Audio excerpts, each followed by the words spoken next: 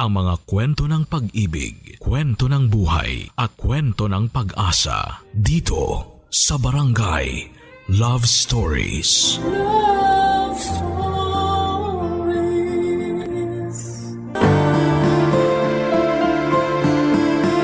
Ang pagtataguyod ng anak ay isang tungkulin para sa mga gustong maging magulang. Kaya nga may iilan na gagawin ang lahat kahit mapalayo man sila sa kanilang mga anak upang maibigay lamang sa mga ito ang kanilang pangangailangan. Ikaw kabarangay, ano ang handa mong isakripisyo para sa mga anak mo? Dear Papa Dudut, hindi lang mga ilaw ng tahanan ang handang magsakripisyo para sa kanilang mga anak, kundi maging ang mga tulad namin na haligi ng tahanan. Kaya nga kahit mahirap mapalayo sa pamilya ay tinitiis ko ang lungkot, mabigyan lang na magandang kinabukasan ang aking anak na naiwan sa Pilipinas.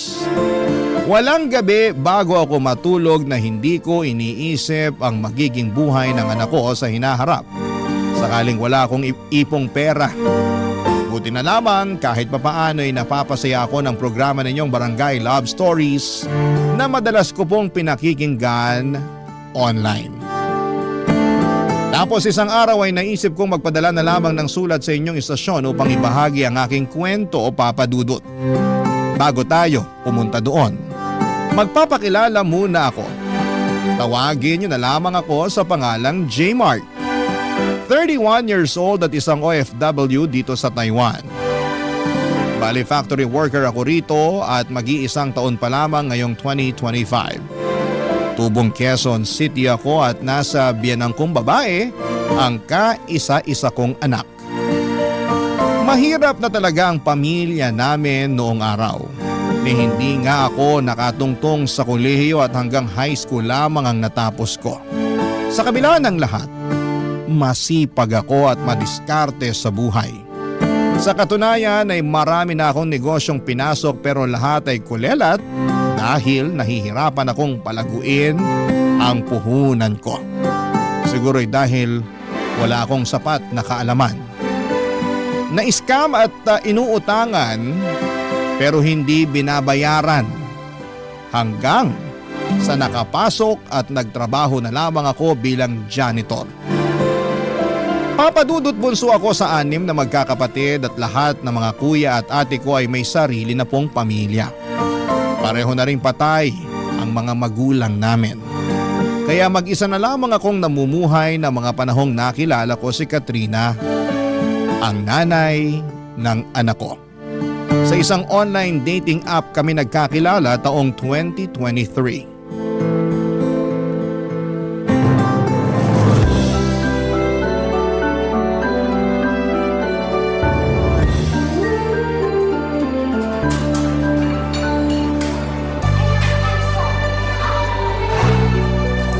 Masarap ba? Sarap ng ano? Yung burger tsaka fries na sinasawsaw mo sa ice cream. Ay, oo naman!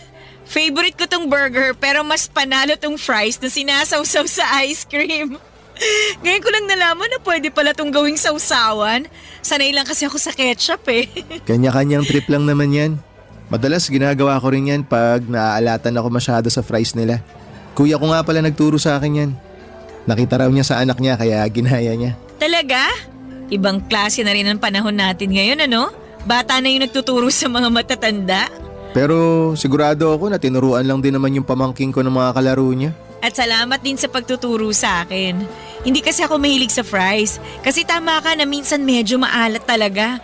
Pero ngayon may pangontra na ako sa alat kapag sinawsaw sa ice cream. Mas masarap pa. Salamat ulit. Wala yun, ano ka ba? Maliit na bagay lang yun. Ang totoo, ako nga ang dapat magpasalamat sa iyo eh. Saan naman? Kasi pumayag kang makipagkita sa akin. Bakit naman hindi? Mabait ka naman, tsaka maayos kang kausap sa chat. Sabihin na natin ganun na okay akong kausap para sa'yo. Pero ano kasi, Kasi ano? baka lang na turn off ka nung sinabi ko yung trabaho ko sa'yo. Na janitor lang ako. Unang-una, walang masama sa pagiging janitor. Pangalawa, marangal na trabaho yun. Hindi ka lang basta janitor ha, kundi janitor ka. Yung serbisyo mo kailangan niya ng isang kumpanya para maging malinis at organisado yung lugar nila. Salamat na ganyan yung naiisip mo.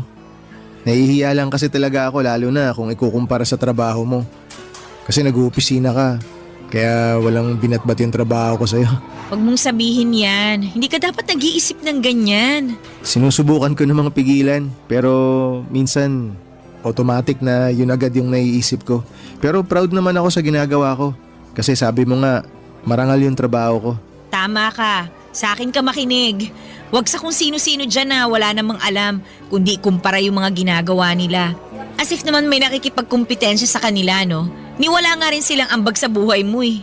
Sa bagay, maiba nga pala tayo. Ano yun? Kailan ka pala huling nagkaroon ng boyfriend? Parang 2 years ago pa yata yun. Gaano kayo katagal? Nakalimutan ko na nga lang kung ilang taon na kami kasi syempre, kinalimutan ko na siya simula na naghiwalay kami. In fact, kasal na lang talagang kulang sa amin pero life happens. Bakit kayo naghiwalay? Anong dahilan? Siguro hindi lang kami talaga yung nakatadhana sa isa't isa. Tsaka bukod doon, ilang beses na siyang nagloko eh. Ako naman si Gaga, mahilig yata sa red flag.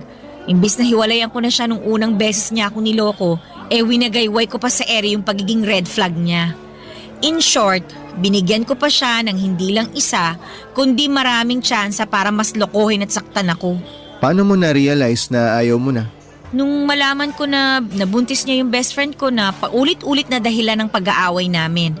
Nasabi ko na lang sa sarili ko na, girl, tama na. Maawa ka na sa sarili mo. Ayun, doon ko na siya hiniwalayan.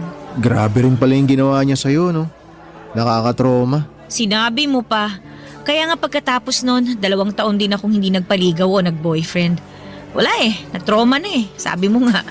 Tsaka, in-enjoy ko muna yung pagiging single ko nun. Hanggang sa na-realize ko na gusto ko na ulit ma-in love. Kaya ka ba nasa dating app? Oo, tsaka kaya kita nakilala dun. Ikaw, bakit ka naman nasa dating app? Tulad mo, gusto ko rin ma-in love. Nox naman. Swerte mo nakilala mo ako kasi kung hindi mo na itatanong, masarap ako magmahal. Aba, tinawanan lang ako. Hindi ka naniniwala? Ano, sabihin mo, hindi ka naniniwala, no? Pamilyar ka naman siguro sa kasabihan na to see is to believe. Kaya maniniwala lang ako kapag pinatunayan mo. Ibang klase, ako pa talaga yung hinamon. Ayos mukhang palaban ka. Ay, oo naman. Wala yata akong inaatrasan. Sa dami ba naman ng masasakit na pinagdaanan ko sa buhay ko? Sisiw na lang yung mga hamon mo. Kahit sino, lalabanan ko. Lang, baka isipin mo, napakako naman. Wala akong iniisip na ganyan. Naaliw nga ako sa'yo Aba, at ginawa mo pa akong clown ha? Uy, hindi Ano ka? Biro lang. Buti pa kain na lang tayo, tapos ikaw naman magkwento tungkol sa dati mong love life. Papadudot maganda si Katrina. Siya ang tipo kong babae at aminin kong natulala talaga ako ng sandali ng unang beses ko siyang makita. Akala ko nga ay nananaginip lamang ako lalo na nung pumayag siyang makipagkita sa akin. Simula kasi noong nagkausap kami ay hindi ko na itinago sa kanya ang trabaho ko. Nag-alala lamang ako dahil baka hindi niya ako tanggapin kahit bilang kaibigan man lamang dahil nga sa pagiging janitor ko. Hindi naman po sa minamaliit ko ang trabaho ko. Alam ko sa sarili kong marangal ang ginagawa ko at nagsisikap naman ako sa buhay. Pero kung may pwede pa akong gawin na ibang trabaho bukod sa paglalampaso ng sahig at pagpupunas ng bintana ay nakahanda ko talagang gawin, Papadudot. Sa kabila ng lahat ay pinaramdam sa akin ni Katrina na hindi ako naiiba sa mga katulad nilang nagtatrabaho sa opisina. Trinato niya ako ng mabuti. Bagay na lalo kong nagustuhan sa kanya. Nagtuloy-tuloy ang komunikasyon namin hanggang sa umamin akong gusto ko siyang ligawan. Siyempre, kinabahan ako dahil baka ayaw niya. Pero inisip ko na lamang na kung ano man ang magiging desisyon niya, pumayag man siya o hindi, ay tatanggapin ko ng maluwag sa loob ko. Ang importante sa akin ay sumugal ako sa pag-ibig, Papadudot. Pero siguro ikakampi ko pa rin ang langit dahil pumayag si Katrina na ligawan ko siya.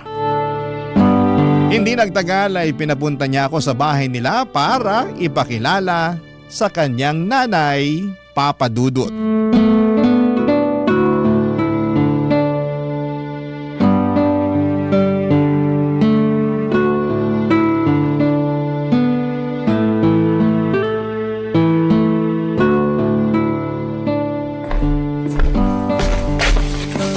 Oh, ito na ang special banana cue ko. Masarap yan. Mas masarap pa sa mga nabibili nyo dyan sa labas. Sige na, merienda muna kayo. Salamat po, Nay. Walang anuman. Teka, upo ako para makapagkwentuhan kami ng messenger nyo. Ha? Sino pong messenger? Ha? Eh sino pa ba di yung kasama mo? Ako po? Ay oo, ikaw lang naman yung kasama ng anak ko rito sa bahay namin ah. May iba pa ba? May iba pa ba na hindi ko nakikita? Wala na po. Yun naman pala eh. Pero saan po galing yung messenger, Nay? Sa'yo! Sabi mo may paparating kang bisita. Yung messenger ng opisina nyo kamo, siya yun, di ba? Hindi na po natuloy yun. Tsaka hindi po messenger si J. Mark, Nay. Manliligaw ko po siya at pinapunta ko siya rito sa bahay para po makilala nyo. Ganun ba? Nako, sorry iho. Akala ko kasi ikaw yung messenger na kanina pa hinihintay ng anak ko. Ito naman kasing si Katrina hindi nagsabi na hindi na pala tuloy yung hinihintay niya. Napagkamalan ko pa tuloy itong manliligaw. Teka, tama ba yung narinig ko na sinabi mo? Na manliligaw ko po si J. Mark? Oo! Tama naman po. Pero bakit kayo sumisigaw, Nay? Nagulat lang kasi ako. Nagbago na ba ang taste mo sa lalaki? Po? Ano po bang pinagsasabi nyo? Ang alam ko kasing tipo mo yung maputi at saka makinis eh. Kaso tong manliligaw mo hindi naman ganun kaputian. Tingnan mo oh, ang itim-itim ng balat. Mukha pang dry. Parang hindi nasasayaran ng lotion. Sobra naman po kayo magsalita. Totoo naman eh. Wag mo sanang mamasamain no, J. Mark. Tama ba? Opo, tama po. Pero, construction worker ka ba? Nay! Bakit? Anong bakit? Kung ano-ano pong tinatanong nyo kay J. Mark eh. Ayos lang naman, Katrina. Walang problema. Siguro gusto lang talaga malaman ng nanay mo yung trabaho ko. Tama! Tama yun! Siyempre bilang nanay mo, responsibilidad kong alamin ang background ng mga manliligaw mo, no? Buti pa si J. Mark naiintindihan ako. Naiintindihan ko rin naman kayo. Pero hindi ko gusto yung tono at yung pagkakatanong nyo. Wala namang masama sa tanong ko. Masyado ka lang kasing sensitibo. Basta balik tayo sa'yo, J. Mark. Ano nga ulit ang trabaho mo? Curious lang ako, wag mo sanang mamasamain ha? Hindi ko naman po minamasama. Bale, janitor po ako. Yun po ang trabaho ko. Janitor? Yung naglalampaso ng sahig? Naglilinis ng mga basura sa opisina? Opo, yun nga po.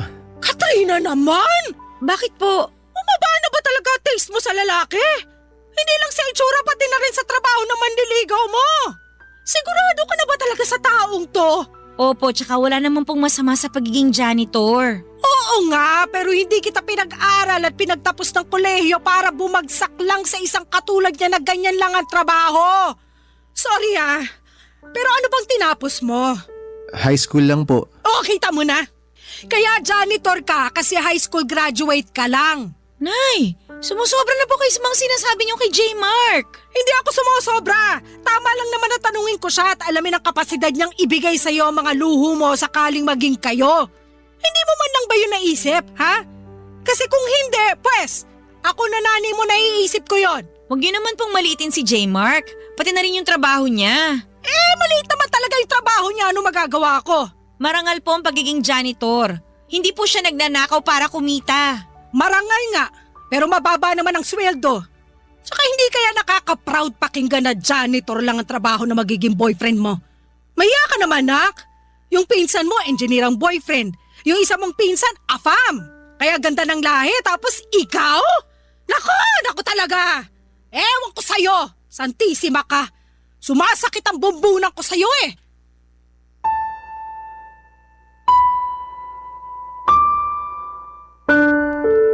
Papa Dudut, matagal na simula nang nagka-girlfriend ako.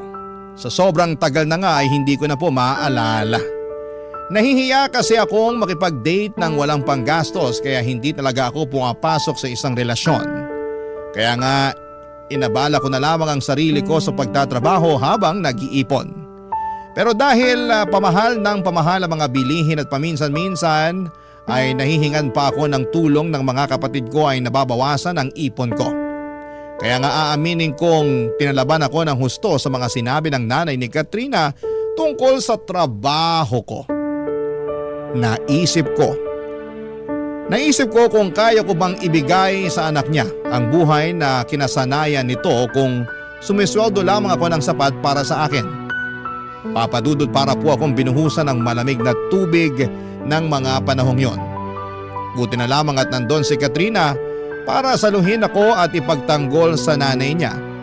Matapos niyang mapansin ang pananahimik ko pagkatapos ng pag-uusap namin. Barangay Love Stories. Barangay Love Stories. Papadudot pinanghinaan ako ng loob matapos akong pagsalitaan ng masasakit ng nanay ni Katrina. Bagaman nagsorry siya sa mga sinabi ng nanay niya sa akin ay napaisip pa rin po ako kung tama pa mang ipagpatuloy ko ang panliligaw sa kanya. Pero sa uli ay na-realize ko na mahal ko na si Katrina at matagal-tagal na rin simula nang pumasok ako sa isang relasyon. Kaya alam ko sa sarili ko na wala akong hindi kayang gawin para lamang mapatunayan sa nanay niya na karapat dapat ako para sa kanyang anak. Ipinagpatuloy ko ang panliligaw kay Katrina hanggang sa sinagot na nga niya ako. Hindi nagtagal ay naging kami at makalipas lamang ang 3 buwan ay nabuntis ko na si Katrina. Plano na sana naming bumukod pero nakiusap ang nanay ng girlfriend ko na doon na lamang muna sa bahay nila kami tumira para makapag-ipon ng pera at mabantayan at maalagaan niya ang kanyang anak. Sumang-ayon kami ni Katrina sa kahilingan ng nanay niya. Kahit na alam ko sa sarili ko na makakarinig na naman ako sa nanay niya ng mga masasakit na salita. At hindi nga ako nagkamali doon, papadudot.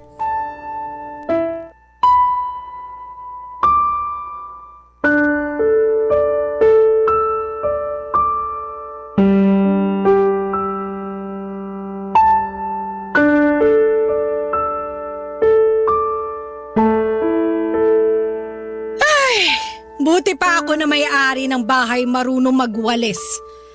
Samantalang yung iba dyan na nakikitira lang, pakape-kape lang, oh.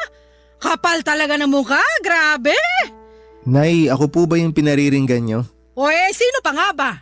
Wala namang ibang tao rito kundi tayong dalawa lang. Excuse nga, J-Mark, ang laki mong kalat. Sobra naman po kayo magsalita. Ngayon lang naman po ako nakapagkape at nagpahinga. Hapon na. Di ba ang pagkakape sa umaga ginagawa? Hindi po kasi ako nakapagkape kanina. Naglaba po ako agad ng mga damit namin ni Katrina. Pati yung mga damit niyo po, sinama ko na. Ha? Bakit mo naman sinama pati damit ko? Para hindi na po kayo mahirapan sa paglalaba, Nay. Paano yung mga ano ko? Huwag po kayo mag-alala. Hindi ko po sinama sa mga nilabang ko yung mga ano nyo. Damit lang po talaga. Tsaka si Katrina po ang nagbukod ng mga labahan nyo. Sabi ko po sa kanya, isabay ko na para mabawasan yung mga gagawin ninyo. Nakwento po kasi sa akin ng anak nyo na madalas raw po nyong ireklamo yung balakang nyo na sumasakit pag matagal kayong nakaupo. Ganon talaga pag tumatanda pero sa susunod, huwag ka na nga magmamarunong pwede. Sinubukan ko lang pong makatulong. Hindi naman po ako nagmamarunong. Nagmamarunong ka eh. Kunwari ka pang concern sa akin at sa balakang ko pero akala mo ba? Hindi ko alam na inuuto mo lang ako? Gusto mo makuha ang loob ko para maging mabait na ako sa'yo. Maniwala po kayo o hindi ko po kayo hinuuto. Pero totoo po na gusto kong makuha ang loob nyo. Di lumabas din ng totoo dyan sa bibig mo. Ay, Nay, ang ibig ko pong sabihin, gusto ko po na magkasundo tayong dalawa. Lalo na po ngayon na magkakaroon na po kami ng anak ni Katrina. Tsaka parang hindi po maganda na may galit kayo sa akin. Nakatira po tayo sa iisang bubong. Yun na nga eh. Kung bakit kasi binuntis-buntis mo pa yung anak ko. Akala ko jojowain mo lang. May plano ka na palang buntisin. Pareho po namin ginusto ni Katrina na magka-baby na. Tsaka nasa tamang edad na rin naman po kami, Nay. Kahit na! Para sa akin lugi pa rin sa'yo yung ko at ngayon yung magiging apo ko naman. Dahil po ba janitor lang ako? Hindi mo naman ako masisisi kung makwestiyon ko kung ano na lang yung magiging hinaharap sa'yo ng anak at apo ko. Hindi nga ako sigurado kung kaya kang buhayin ng sweldo mo eh. Paano mo patutustusan na mag-ina mo, Aber? Meron naman po akong konting naitatabing pera. Hindi rin po ako gastador. Marunong po ako mag-ipon. Tsaka masipag po ako. Oo nga, kasi pati damit ko nilaban mo kahit hindi ko naman inuutos sa'yo. Siguraduhin mo lang na maayos sa pagkakalaba mo doon at hindi ko na uulitin pa dahil pag marumi pa yon, nako! Sisingilin kita sa tubig at sabon na ginamit mo. Sobra naman po kayo makapagsalita sa akin. Hindi yun sobra. Nagsasabi lang ako ng totoo. Matagal na pong biyasa tong mga kamay ko sa pagkukusot at pagpipiga. Bata pa lang po kasi ako na naglalaba sa amin. Kaya sinisiguro ko po sa inyo na maayos po yung pagkakalaba ko ng mga damit nyo. O hindi ko naman talaga tinatanong at wala akong pakialam. Nay, wag naman po kayong ganyan. Huwag mo nga akong artehan ng ganyan. Akala mo yata madadala mo ako sa kakaganyan mo. Oh, yung kape na tinimpla, tiniinom mo, malamang ako pa rin ang gumastos niyan, no? Ano, masarap ba? Masarap bang uminom ng kape na hindi mo binili? Masarap po. Sumasagot ka pa? Ay, talaga naman! Wag po kayong mag-alala. Pag sumweldo po ako na pong bahala sa pangkape natin. Pangkape lang? Paano naman yung bigas sa ulam? Susubukan ko pong makapag-ambag para rin. Bakit hindi buong sweldo mo yung ipambili mo? Kahit po gustuin ko, yung kalahati po kasi ng sweldo ko nakalaan sa panganganak ni Katrina. Ay nako! Dami mo talagang palusot, ewan ko sa'yo! Maniwala po kayo, hindi po ako nagpapalusot. Gusto ko lang po talaga na maging handa kami para sa pagdating ng baby namin. Dapat lang naman talaga na maging handa kayo, no? Lalo na hindi ka naman mayaman.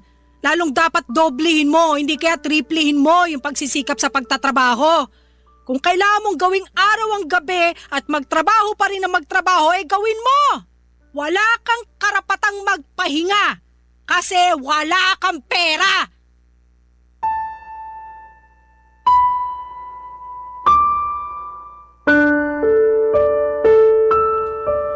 Papadudot, kahit naman lalaki ako ay may damdamin pa rin ako na marunong masaktan. At yun ang eksaktong naramdaman ko matapos akong insultuhin at maliitin ang nanay ni Katrina. Kahit na gusto ko pang mga tuwiran, alam ko na wala ako sa lugar at baka pagmulan lamang yon ng malaking pagtatalo namin ng nanay ng kinakasama ko. Sa kabila ng lahat, binigyan lamang ako ng dahilan ng nanay ni Katrina upang lalong magsumikap sa buhay. Yun bang tipong hindi lang makontento sa trabaho ko na nagsisimula ng alas 8 ng umaga at natatapos ng alas 5 ng hapon. Doon ako nag-isip-isip ng magkaroon ng extra income at inopen up ko yon kay Katrina, bagay na sinuportahan naman niya. Doon ko nga po naisip na magtinda ng pagkain katulad ng burger at hotdog sandwich sa tapat ng bahay namin tuwing araw ng Sabado at Linggo. Katulong ko rin doon si Katrina na siyang nagsilbing bonding na rin namin. Masaya naman ako dahil nadagdagan ng ipon namin para sa panganganak ni Katrina. At kahit na may inaasahan naman kami na makukuha niya na benepisyo, sa trabaho niya ay iba pa rin yung may pera kaming hawak na pwede naming mahugot sa oras ng pangangailangan.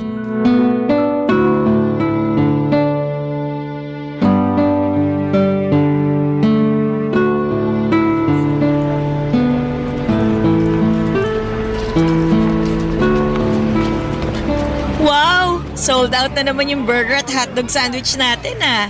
Maaga tayo makakapagsara nito. Oo nga eh. Dahil dyan pupunta ako sa palengke. Bibili ako ng mga rekado. Magluluto ako ng paborito mong ulam. Alin? Yung menudo? Oo, bakit? May iba ka pa bang gusto bukod sa menudo? Wala na eh. Gusto ko nung menudo mo kasi hindi masarap yung mga tinda dyan sa labasan. Kung hindi matabang, maalat. Tapos meron namang sobrang tamis.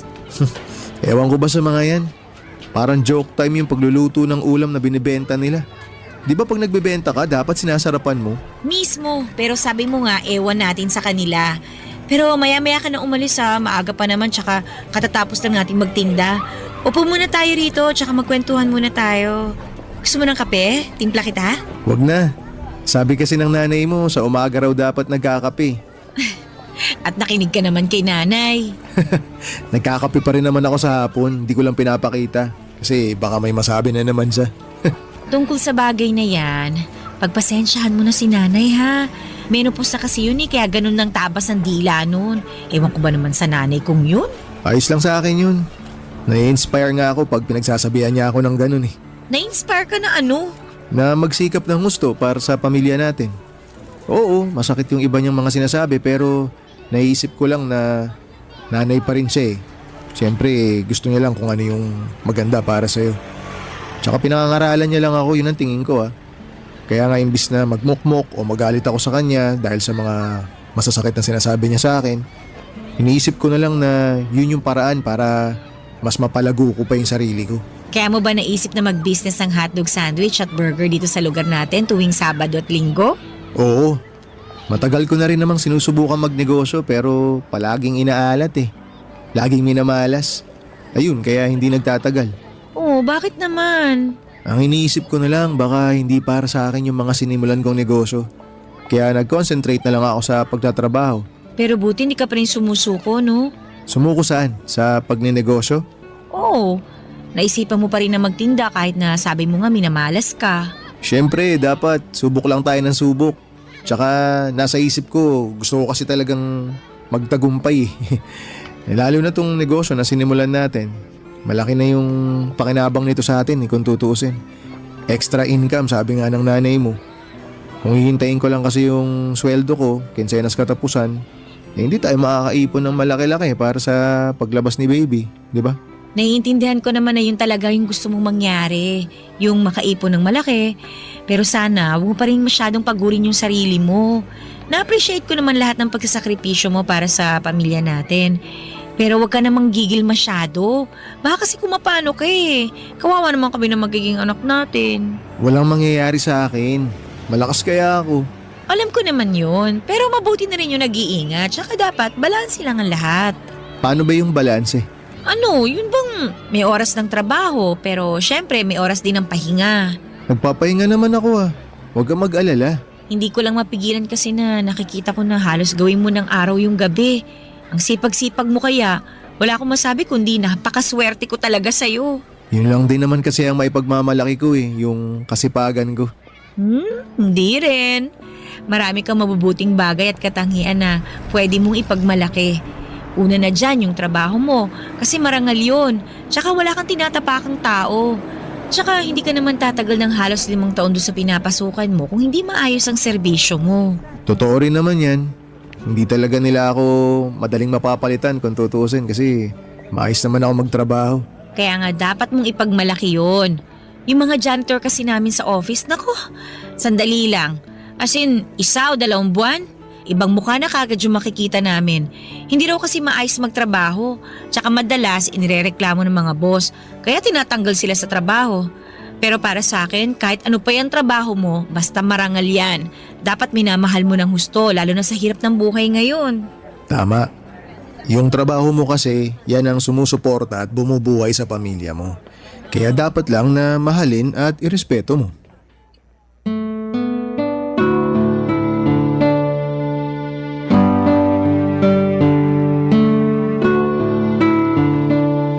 Papa Dudut, totoo pala na kahit na hindi ako ang pinakamayamang lalaki sa mundo, ako naman ang pinakamaswerte dahil alam kong suportado ako at mahal ng babaeng pinakamamahal ko.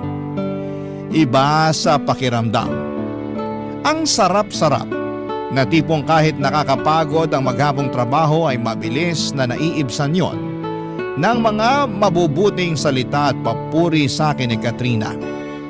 Simula kasi pagkabata ay hindi ko naranasan sa mga magulang ko ang bagay na yon. Lagi kasi silang nanunumbat at nagagalit. Lalo na dahil sobrang hirap lang ng buhay namin noong araw. Kaya nga Papa Dudut, pinangako ko sa sarili ko na sakaling magkaroon ako ng mga anak ay hindi ko sasabihin ang lahat ng masasakit na salita na sinabi nila sa amin. Yun bang tipong sinisisi nila kami sa kasalanan daw namin kaya kami mahirap. Kaya nga lalo akong magsisikap upang pagdating ng araw, Papa Dudut, ay maibigay ko sa mga anak namin ni Katrina, Papa Dudut. Barangay Love Stories. Barangay Love Stories. Papa Dudut, habang ipinagbubuntis ni Katrina ang baby namin ay sinubok kami ng kapalaran. Hindi kasi naging magaan ang pagbubuntis niya. Sa katunayan, noong tumungtong sa 3 hanggang 4 na buwan ang kanyang tiyan, ay ilang beses siyang dinugo at isinugod sa ospital. Kaya takot na takot kami, Papa Dudut, para sa kaligtasan ng anak namin. Doon na kami nag-decide na huminto si Katrina sa pagtatrabaho para mas maalagaan niya ang kanyang pagbubuntis. Siyempre nakarinig na naman ako noon kay nanay na dapat ko raw mas pagsikapan ang pagtatrabaho kasi wala nang hanap buhay ang anak niya. Alam ko naman yon, pero hindi ko pa rin mapigilang masaktan sa trabaho or sa pagtrato niya sa akin. At ma-pressure lalo at mas nadagdagan ang gastusin namin, tapos ako na lang mga nagtatrabaho ng mga panahong yon. Pero imbes na panghinaan ng loob ay nagsumikap ako lalo sa buhay. Hindi nagtagal ay pinanganak ni Katrina ang aming anak na lalaki na malusog kahit nakulang pa ito sa buwan o premature, Papa Dudut.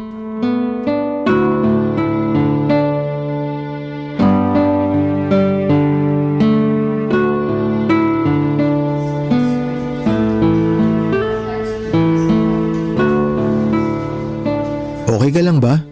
Bakit mukha kang malungkot? May nangyari ba? Wala naman. Pero naisip ko lang kung kailan kaya natin may uuwi sa bahay si baby. Sabi ni Doc, mga ilang araw pa raw nilang kailangan obserbahan si baby. Para daw sigurado tayo na walang problema pag inuwi natin siya. Sana lumaban yung anak natin, no? Sa totoo lang, naniniwala ako na lalaban siya para sa atin. Ay, alam mo, naisip ko kasalanan ko kung bakit nagkaganon ang baby natin eh. Bakit mo naman naisip yan? Pakiramdam ko kasi hindi sapat yung pag-aalaga at pag-iingat na ginawa ko. Hindi totoo yan. Nag-resign ka nga sa trabaho para mas maalagaan mo yung pagbubuntis mo di ba? Oo, pero hindi ko kagad ginawa eh. Sana nung una pa lang nag-resign na ako para mas natutukan ko yung pagbubuntis ko. Naniniwala ako na ginawa mo, na ginawa natin lahat ng paraan para mabantayan at maalagaan sa sinapupunan mo si baby. Kaya wag mo nang sisihin yung sarili mo sa nangyari. Tsaka naipanganak mo naman ng maayos yung baby natin eh. Kailangan lang talaga siyang i-monitor ng mga doktor para masiguro yung kaligtasan niya. Salamat kasi gumaan naman yung loob ko sa sinabi mo. Ay, Bakit parang ikaw naman yata ang nalungkot? masaya naman talaga ako pero medyo nalulungkot lang kasi sinisisi mo yung sarili mo dahil sa nangyari. Huwag ka nang malungkot. Sabi mo nga ginawa ko naman lahat para maalagaan si baby, di ba? Oo, At kasama kita doon kaya hindi ko nasisisihin ang sarili ko. yan ang pinakamagandang isipin. Mas pagtuunan na lang natin ng pansin yung paggaling mo para makalabas na kayo rito ni baby sa ospital. Excited na nga ako umuwi sa bahay eh. Ako rin, gustong gusto ko na kayong iuwi. Pero pag hindi nangyari yon, ikaw nang bahala sa anak natin ha. Uy, anong pinagsasabi mo dyan? Wala naman. Gusto ko lang mangako ka sa akin na kahit anong mangyari, mawala man ako o ano, hindi mo pa rin pababayaan yung anak natin. Hindi ka mawawala. Bakit ka naman mawawala? Ewan ko. Basta bigla na lang pumasok sa isip ko eh. Hindi ako naniniwala na bigla mo na lang naisip yan. Ano ba talagang problema?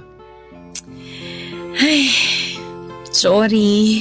Ano ka ba? Huwag ka mag-sorry. Ang pinakamaganda na gawin mo, ikalma mo yung isip mo. Tsaka pagtuunan mo ng pansin yung paggaling mo. Mapapanatag lang ako kung mangangako ka sa akin.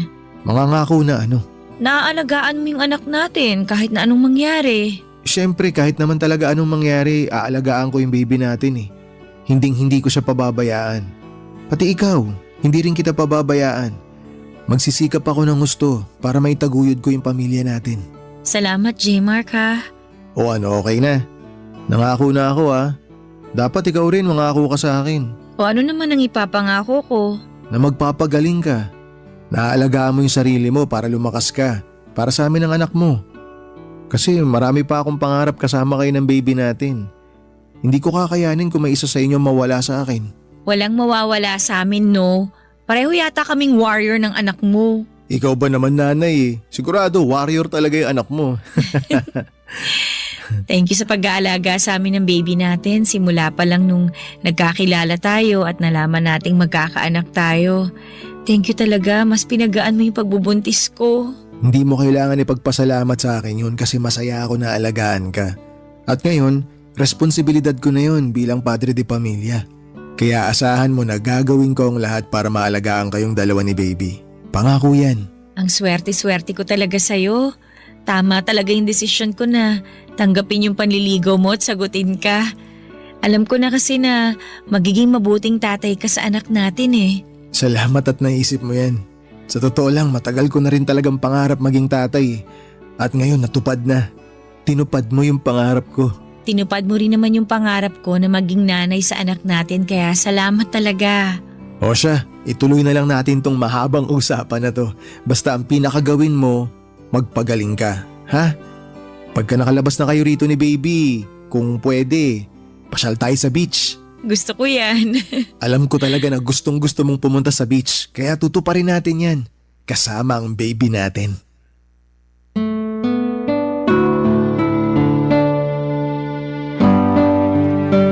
Papadudot, para sa akin ay walang kasalanan ang kinakasama ko sa nangyari sa anak namin. Alam ko na ginawa niya ang lahat upang maalagaan ng baby namin at maisilang ng maayos. Kaya nga ang laki ng respeto at pasasalamat ko kay Katrina dahil sa ginawa niyang pagsasakripisyo, mabigyan lamang ako ng anak. Pero aminado ako na natakot ako noong nagkausap kami dahil para siyang nagbibili na. Sa kabila ng lahat ay sinantabi ko ang pangamba ko at nag-focus sa pagsasaayos ng kwarto namin para sa nalalapit na pag-uwi ng mag-ina ko sa bahay. Ganon din ang iba pang papeles at pera na kailangan na pambayad sa ospital. Kaya lang, hindi na nangyari yon. Dahil makalipas lang ang isang araw ay nag-50-50 si Katrina bago siya binawian ng buhay. Papadudot, nagkaroon pala ng komplikasyon ang panganganak niya. At hindi na yon naagapan pa. Papadudot, namatay ang kinakasama ko. Matapos maipanganak ang baby namin. Sobrang sakit, papadudot. Para akong napilay ng mga panahong yon at pakiramdam ko ay pinagsakluban ako ng langit at lupa. Matapos iwanan na lamang ni Katrina ng basta-basta. Iyak ako ng iyak na para bang gusto ko na ring sumunod sa kanya, papadudot. Hindi ko akalain na maglalaho ng ganong kabilis ang lahat ng mga pangarap namin. Ang sakit, lalo't plano ko na yayain siyang magpakasal kapag nakarecover na siya sa panganganak. Pero alam ko na hinding-hindi na yon mangyayari pa. Ilang araw, papadudot, pagkatapos ng libing ni Katrina ay mas lalo akong nalugmok dahil sa matinding kalungkutan.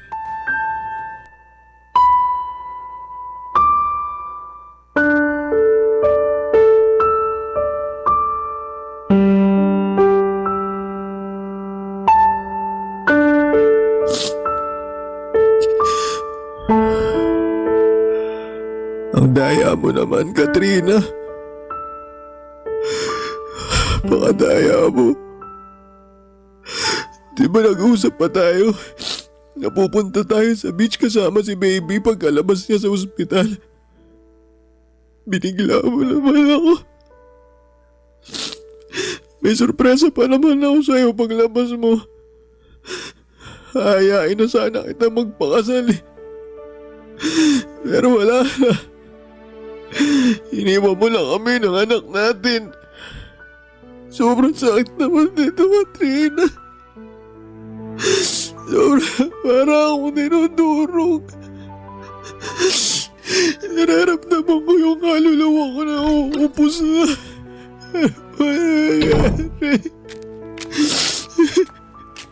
J-Mark, Nay, kayo pala. anong ginagawa mo rito sa labas? Malamok ko. Buti hindi ka pinapapak dyan. Okay lang naman po ako. Hindi ko po iniinda yung mga kagat ng lamok sa sobrang sakit po ng nararamdaman ko. Pwede ka magsabi sa akin. Makikinig ako. Hindi ko po alam kung paano mag-uumpisa eh. Basta ang alam ko lang po para akong nadudurog dahil sa pagkawala ni Katrina. Hindi ko po alam ang gagawin ko. Kung paano pa po ako magpapatuloy dahil sa nangyari. Wala namang madali pero hindi mo yung kailangan gawin mag-isa. Nandito ako. Kahit naman paano anak na rin ang turing ko sa'yo. Salamat po, Nay. Tungkol doon sa mga hindi natin pagkakaunawaan, wala na sa akin yun. Simula nung namatay ang anak ko, pinagsisihan ko na lahat ng mga kasalanan ko sa'yo. Pati na rin yung mga masasakit na salita na paulit-ulit kong sinabi sa'yo nun. Pasensya ka na talaga ha. Kasi masyado ako naging sakit ng ulo mo. Hindi naman po kayo naging sakit ng ulo ko. Siguro, sakit lang po sa tenga kasi naninigaw po kayo parati. Sobra ka naman. Pero pasensya ka na talaga. Ayos na po sa akin yun. Hindi naman po ako nagtatanim ng galit eh. Hindi po ako nagtanim ng galit sa inyo kasi nanay kayo ni Katrina. Tsaka, kung tutusin, mas lalo po akong na-inspire na magsikap sa pagtatrabaho para mabigyan ng magandang buhay yung mag-ina ko. Na kahit ganito lang ako, hamak na janitor at tindero ng burger at hotdog sandwich, may pagmamalaki nila ako. Alam mo, lagi kang pinagmamalaki sa akin ni Katrina. Wala siyang ibang bukang bibig kundi, Nay, ang galing-galing ni J-Mark kasi ganito, ganyan. Na napakasipag mo raw, kulang na lang gawin mong araw ang gabi. Madalas nga lang siyang nag-aalala sa'yo. Kasi parang hindi ka na raw marunong magpahinga. At totoo naman dahil nakikita ko sa'yo yung kasipagan. Kaya nga nahiya talaga ako nun sa sarili ko dahil kung ano-anong masasakit na salita ang sinabi ko sa'yo. Hindi lang pagkatao mo ang hinamak ko kundi pati na rin ang trabaho mo. Siguro kasi masyado lang akong nag-alala para sa anak ko. Kaya lang maling-mali pa rin na pinanghimasukan ko yung buhay niya dahil pareho na rin kayo na nasa tamang edad. Huwag niyo na pong isipin yun. Napatawad ko na po kayo tsaka marami rin naman po ako natutunan sa inyo. Salamat, Nak. Hayaan mo, babawi ako sa'yo, sa inyo ng anak mo. Hindi ko kayo pababayaan hanggang nabubuhay ako. Tsaka nangako rin ako kay Katrina. Naaalalayan ko kayo ng apo ko sa abot ng makakaya ko. Salamat po, Nay. Malaking bagay po sa akin na nandiyan kayo kasi aminado ko na. Wala po talaga akong alam sa pagiging tatay. Hindi nga po ako masyado marunong magpalit ng diaper ng baby namin. Mali-mali po ako sa pagtitimpla ng gatas. Tsaka marami pa po akong kinatatakutang gawin kasi baka masaktan ko po si baby. Kaya nga nandito ako. Ako na muna ang bahala sa apo ko habang nagtatrabaho ka. At kapag day off mo naman, edi tuturuan kita para merong ka ring alam. Sa ganung paraan man lang makabawi ako sa'yo. Maraming salamat po talaga kasi kahit wala na si Katrina, hindi niyo pa rin po kami pinabayaan ng anak namin. Oo naman. Pamilya tayo eh. Tsaka baka pag ginawa ko yun, gabaan ako ng langit sa pagiging masamang lola. Ayoko mapunta sa impyerno pag namatay ako.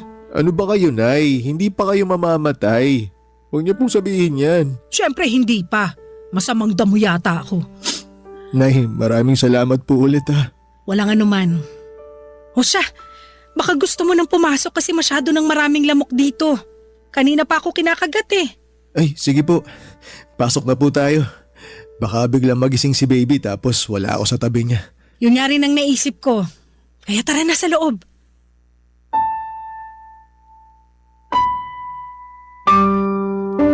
Papadudot malaking bagay sa akin na inalalayan ako ng nanay ni Katrina para makapagtrabaho pa rin at magawa ng maayos ang tungkulin ko bilang tatay sa anak namin.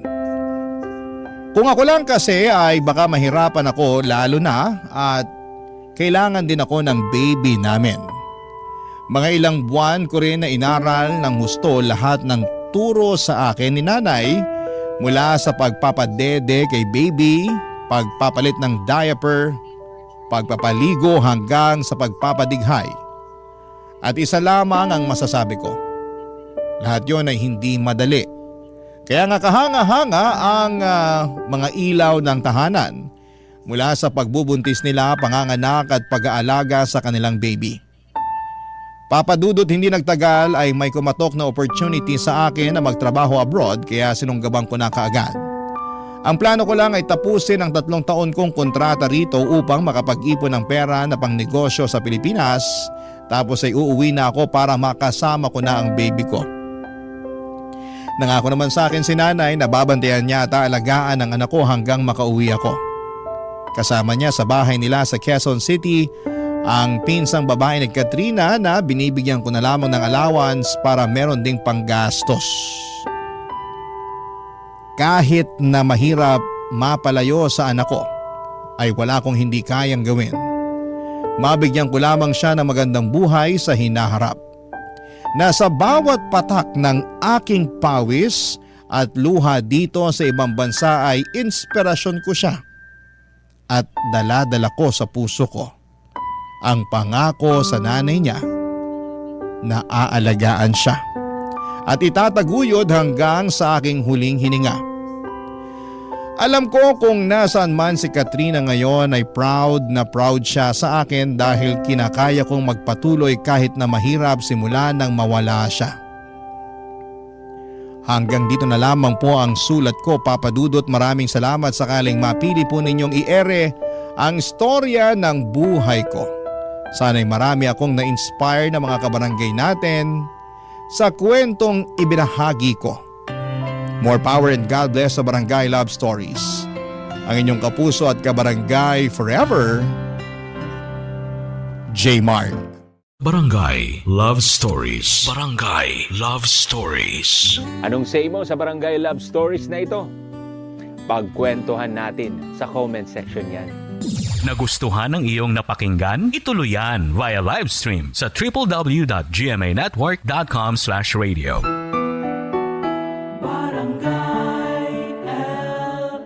In Mega Manila, 97.1.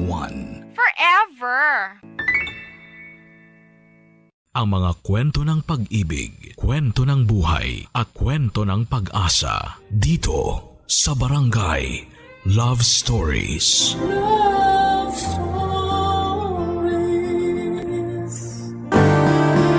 Lahat po tayo ay deserve ng kapatawaran. Pero di lahat ay deserve ng second chance. Kaya nga pag binigay ang mga ito sa atin ng taong mahalaga sa atin ay huwag na nating sasayangin. Ikaw kabarangay, may tao ka bang pinatawad at binigyan ng ikalawang pagkakataon?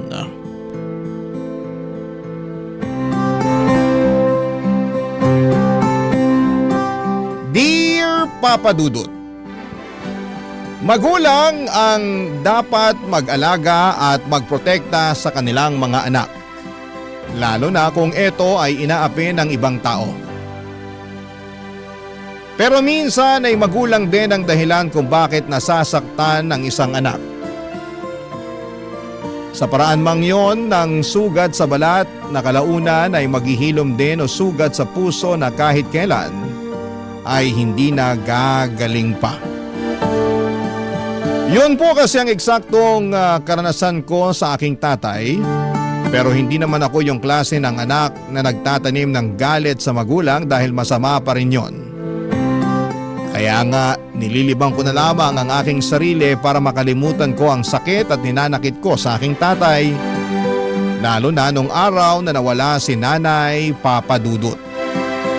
Pero bago ko umpisahan ang kwento ko ay gusto ko muna kayong batiin ng isang mapagpalang araw. Ako po si Roxanne, 31 years old at nagtatrabaho bilang chef sa isang hotel dito sa Manila. Meron na po akong asawa at isang anak at sa kasalukuyan ay kasama ko rin sa tinitirhan namin ang Daddy Gino ko. Malaki ang galit at tampo ko sa kanya na nagsimula noong araw. Pero ngayon ay napatawad ko na siya. Gusto ko na lang bumawi sa kanya at iparamdam na narito lang ako bilang anak niya. Sa katunayan ay naging libangan na rin namin ang makinig sa programa ninyong Barangay Love Stories. At lagi kaming nagpapalitan ng kuro-kuro kada may napapakinggan kami na tumatiming at tumutusok sa puso namin. Lalo na kapag story yon tungkol sa pamilya. Tapos ay doon siya nagka-ideya na what if subukan ko raw sumulat sa inyong istasyon. Matagal-tagal ko rin pong pinag-isipan kung ipapadala ko ba sa inyo ang aming kwento, pero sa huli ay gusto namin na may matutuhan ang mga kabarangay natin mula sa mga karanasan namin, Papa Dudut. Magsisimula ang lahat noong 18 years old ako. Tubong Occidental Mindoro ako at doon ako pinanganak at lumaki. 5 buwan pa lamang ang nakakalipas nang mamatay ang mami ko dahil sa breast cancer. Bago yun ay 2 taon din siyang nakipaglaban sa naturang sakit. Solong anak nila ako ni Daddy. Hindi naman kami mayaman, may kaya lang, kaya kahit papaano ay may maayos kaming bahay na natitirhan at nakakapag-aral ako. Meron din kaming malit na grocery store na pinapatakbo ng mga magulang ko. Pero nung nawala ang mami ko ay si Daddy na lamang ang mag-isang nag-manage noon. Kaya lang ay unti-unti yung nalulugi na, Papa Dudut.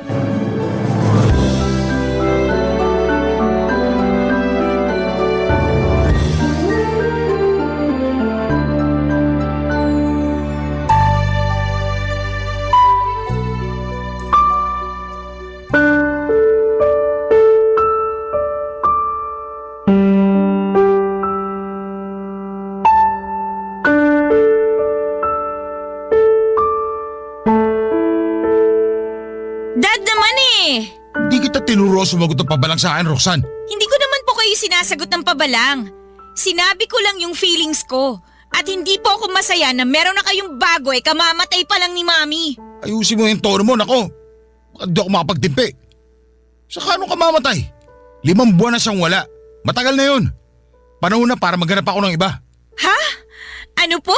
Hindi ko na uulitin yung sinabi ko. Pambihira. Matagal na pala sa inyong 5 buwan.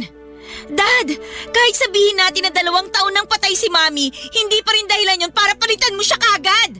Hindi ko pinagpalit ang mami mo, pero ano magagawa ko? Wala na siya. Patay na siya. Hindi na natin siya kasama.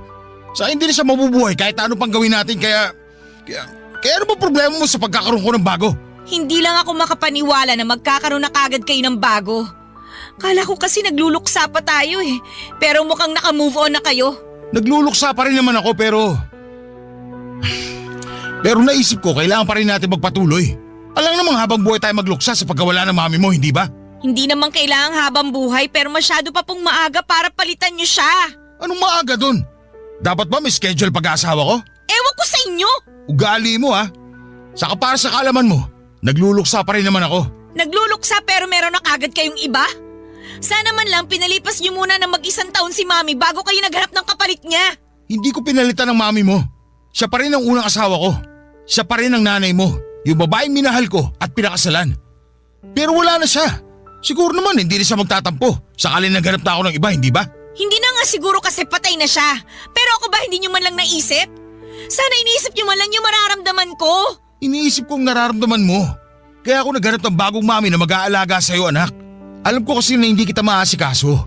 Dahil busy din ako sa tindahan natin kaya… Pero sana tinanong niyo pa rin ako. Sana hiningi niyo pa rin yung opinion ko. Kala ko pa naman mahal niyo ako. Mahal nga kita. Mahal niyo lang yung sarili niyo. Roxanne, sumusobra ka na ha? Hindi na ako natutuwa sa mga sinasabi mo sa akin.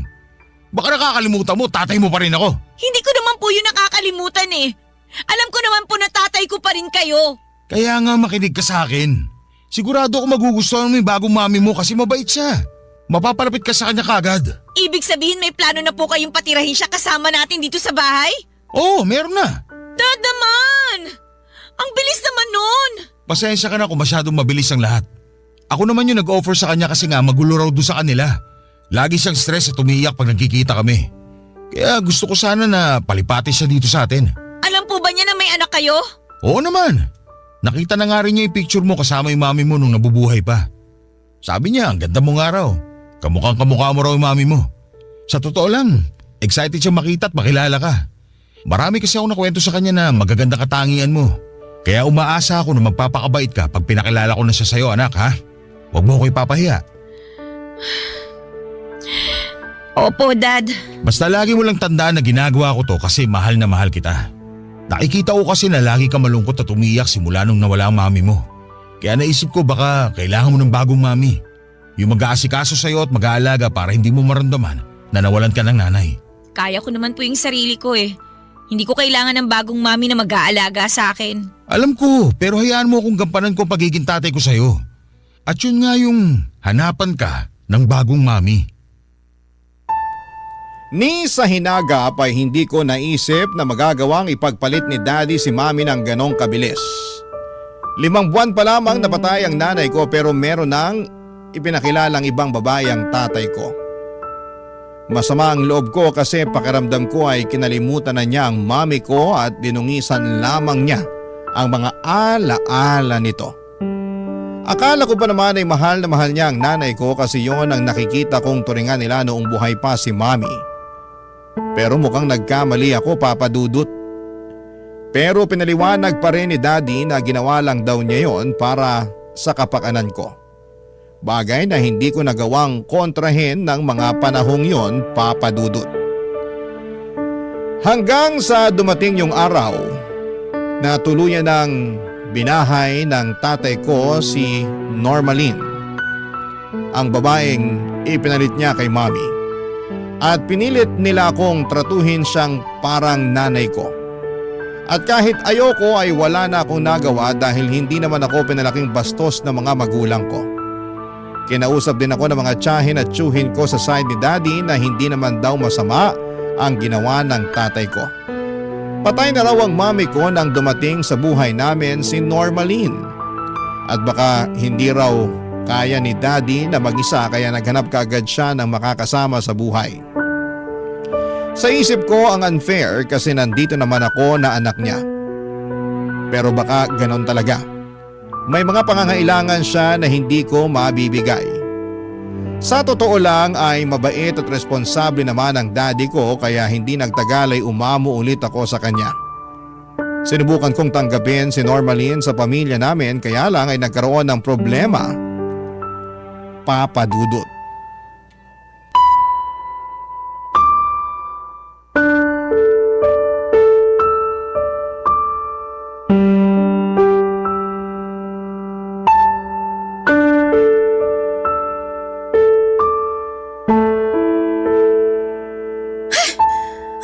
Picture na to? Ang pangit! Dapat dito sinusunog, tinatapon o tinatago sa baul eh. Ano pong ginagawa niyo sa mga picture ng mami ko? Ha? Nililinis ko lang. Maalikabok na kasi, kaya pinupunasan ko lang. Medyo allergic kasi ako sa maalikabok. Hindi po yun ang narinig ko. Sabi niyo pangit at dapat nang sunugin o itapon na lang yung mga picture ni mami. Narinig mo naman pala eh. Nagtatanong ka pa? Inaano po ba kayo ng mami ko? Wala na nga siya, di ba? Pansin ko parang gigil na gigil kayo sa mga gamit at alaala niya. Ay, napansin mo rin pala. Pero mali ka, kasi di lang ako gigil na gigil. Galit na galit pa ako. Wala na nga siya pero masyado pa rin siyang atribida sa pamamahay na to. Bakit kasi di na lang iligpit mga picture niya? Pakiramdam ko tuloy nakatingin siya sa akin tuwing nandito ako sa sala. Hindi niyo po gagalawin ang mga picture ng mami ko. At bakit? Pamamahay ko na rin to para sa kaalaman mo kaya may karapatan na ako. Ano?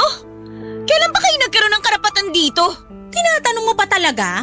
Bobo ka ba o ano? Naturingan kang nag-aaral pero di mo naman ginagamit utak mo. Siyempre, nagkaroon na ako ng karapatan sa bahay na to simula nang umapak ako dito. Kahit kailan hindi niyo mapapalitan ng mami ko. Hindi ko naman papalitan yung mommy mo, no? Nakakahagard kaya ginagawa niya, saka nakakalo siyang magkaroon ng anak na katulad mo. Nakakapagod kang asikasuhin sa totoo lang. Ang tanda-tanda mo na pero wala ka pa ring alam sa mundo. Masyado ka kasing in-spoil ng mga magulang mo kaya wala ka pa ring alam. Sabi na nga ba hindi niyo talaga ako gusto. Nagkukunwari lang kayo na mabait sa akin. Sinubukan ko naman magustuhan ka pero di ko talaga nagawa. At least, magaling ako mag-pretend para hindi ako malagot sa daddy mo. Pero ikaw talaga yung panira sa amin eh. Anong ibig niyong sabihin? Pag magkasama kami, lagi kanyang bukang bibig. Naaalibatbaran ako. Lagi niyang sinasabi na mahal ka niya, na proud siya sa'yo at kung ano-ano pa. Pakiramdam ko, di na tuloy ako mahalaga sa kanya kasi puro na lang ikaw ang laman ng isip niya. Malamang, daddy ko siya eh. At saka, bakit niyo naman naisip yung bagay na yan? Kayo nga yung karelasyon niya. Hindi naman ako, di ba? Anong sinabi mo? Napakabastos mo ah! Hindi ako bastos. Kayo yung bastos kasi nagagalit kayo sa akin ng walang dahilan. Tapos binabastos niyo pa yung alaala ng mami ko. Gagawin ko ang gusto ko kasi bahay ko na rin to. At wala kang magagawa doon kundi sumunod lang sa akin. Kasi kung hindi, isusumbong kita sa daddy mo. Sasabihin kong matigas ang ulo mo at binabastos mo ko. Hindi totoo yan! Kaya nga, manahimik ka na lang. Huwag ka nang magmatigas at sundin mo na lang ang gusto kong mangyari.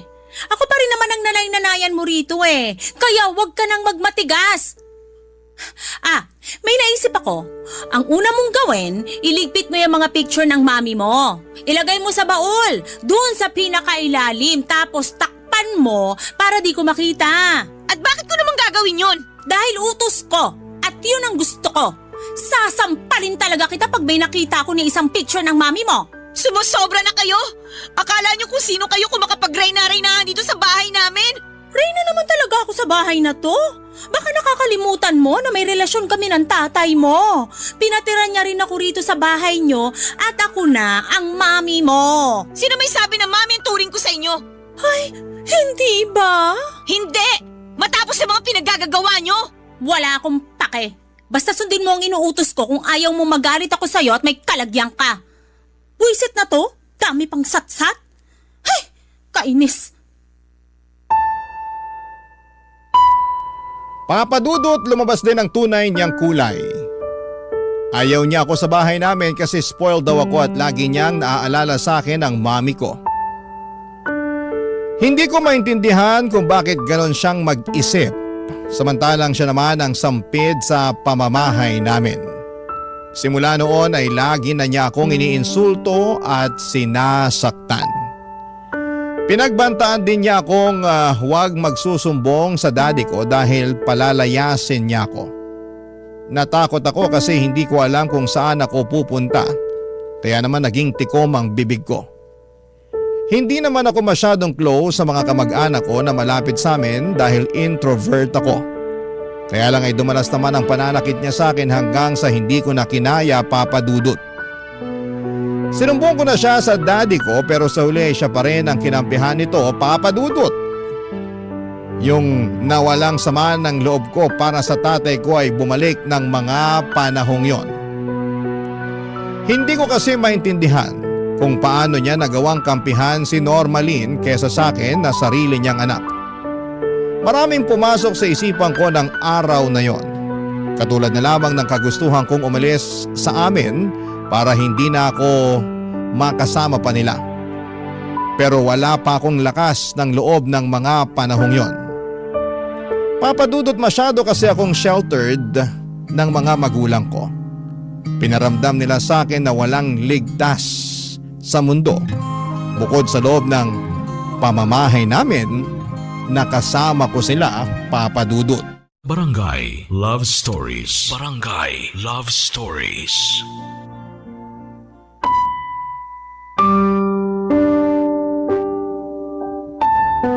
Papa Dudut, wala akong pinagsabihan sa mga kamag-anak ko sa father side tungkol sa pang-aabuso sa akin ni Normalin. Hindi ako ganoong kalapit sa kanila at baka hindi rin naman sila maniwala. Ang alam nila ay masaya si daddy na meron na siyang kinakasama at okay sa kanila yon dahil may nag-aalaga na sa kanya. Bukod doon ay magaling magkunwaring mabait ang madrasta ko. Kaya naman para makaiwas na lagi niyang pinagdidiskitahan ay sinusunod ko na lamang ang mga utos niya. Hindi ko na rin inulit pa ang pagsasabi sa tatay ko dahil hindi rin naman niya ako kakampihan. Tiniis ko na lamang ang lahat hanggang sa hindi ko na namalaya na 1 taon ko na palang kasama sa bahay namin ang madrasta ko, Papa Dudut. Tapos ay doon ko na siya nahuling iniiputan sa ulo ang tatay ko kapag nakatalikod ito. Galit na galit ako sa kanya kasi nakuha niya pang manlalaki samantalang nandyan naman ang daddy ko. Hindi ko matanggap na sa kabila ng lahat ng mabubuting bagay na ibinigay sa kanya ng tatay ko ay nakuha niya pa talagang humanap ng iba. Alam ni Normally na alam kong may iba siyang kinakalantaring lalaki dahil minsan ko silang nahuli sa bahay namin na naglalampungan habang nasa tindahan ng daddy ko. Pero pinagbantaan niya akong huwag na huwag magsusumbong sa tatay ko kung ayaw kung ako ang lumabas na masama sa aming dalawa. 3 araw akong nagpigil ng dila pero kinain ako ng matinding konsensya. Kaya hindi talaga kinaya ng kalooban ko, Papa Dudut.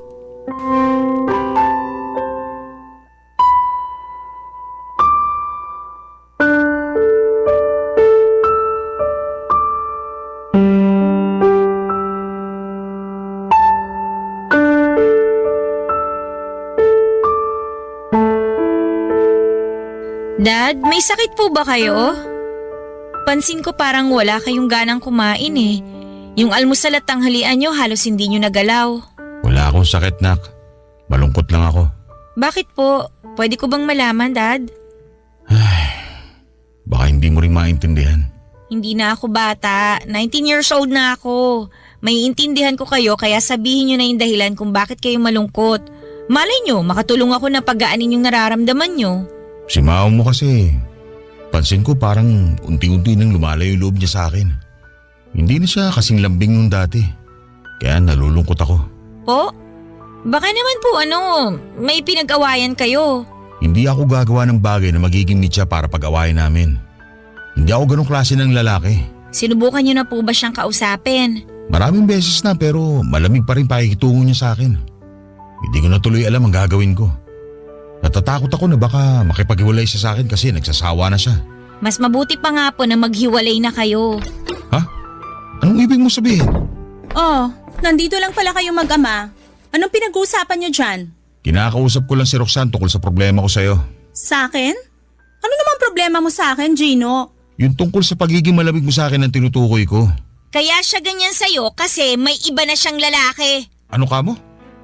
Totoo ba yun, Normalin? Siyempre hindi! Kapal naman ang mukha mong pagbintangan ako, Roxanne! Ikaw ang makapal! Nahuli ko pa nga kayo ng lalaki mo na naghahalikan dito sa bahay namin nung wala si Daddy eh. Tapos tinakot mo pa ako na wag akong magsusumbong. Bawiin mo yung sinabi mo! Gumagawa ka lang ng kwento! Pinagsasabi mo? Hindi ako gumagawa ng kwento ha? Totoo ba yun, Normalin? Sumagot ka. Honey, huwag ka maniwala dyan sa anak mo. Hindi yun totoo. Gawa-gawa lang niya yun kasi ayaw niya sa akin dito. At bakit ka naman naayawan ng anak ko? Kasi kahit anong gawin ko, hindi ko pa rin daw mapapalitan ang posisyon ng mami niya. Sinabi mo yun sa mama mo? Hindi po, Dad. Wala po akong sinasabing ganyan sa kanya. Pero yun naman ang pinararamdam mo sa akin. Ibig sabihin mulat sa pool, ikaw pala talaga may problema sa mama mo? At ngayon gusto mo siya siraan sa akin? Hindi po totoo yan. Hindi ko siya sinisiraan sa inyo. Siya talaga yung nagsisinungaling sa aming dalawa, Dad. Dad, maniwala kayo sa akin. Paano pa kita paniniwalaan na nung nakaraan lang bukang bibig mo lagi ang mami mo? Ilang beses ko ba dapat sabihin sa'yo na patay na siya at hindi na siya babalik sa atin? Alam ko naman po yun. Pero hindi ibig sabihin na kalilimutan na natin siya. Gusto nyo kasi gayahin ko kayo na makamove on na eh. Pero para sa akin, hindi ganun kadali gawin yun. Kaya nga dapat, ipadala na natin sa Manila si Roxanne, Han. Baka sakali na doon makapag-move on na siya ng mabilis kasi malayo na sa mga alaala ng mami niya. Alam mo, tama ka. Baka panahon na talaga. Anong ibig niyong sabihin? Tinawagan ako ng tiyahin mo, yung pangalawang kapatid ng mami mo. Kinumusta tayo rito tapos tinanong ka. Sabi ko, magkokolehiyo ka na. Sinabi niya sa akin kung gusto mo raw doon mag-aral sa Maynila. Maganda raw yung kung sakali para may kasama siya sa bahay. Lahat kasi ng pinsan mo nakapag-asawa na. Hindi ko sinabi sa'yo kagad yun kasi ayoko mapalayo ka sa akin. Pero sa nakikita ko, oras na para matuto kang tumayo sa sarili mo mga paa. Pero ayoko pa rin po. Wala naman ako alam sa Maynila eh. Buong buhay ko, dito ako lumaki sa Mindoro. Kaya nga doon matututo ka. Saka tama ang mama normalin mo. Kung malayo ka rito sa atin, mas madali mo makakalimutan ang mami mo. Tandaan mo, patay na ang mami mo. Kailangan mo na lang tanggapin yun para makausad ka. Hindi yung habang buhay ka na lang magpapatali sa nakaraan.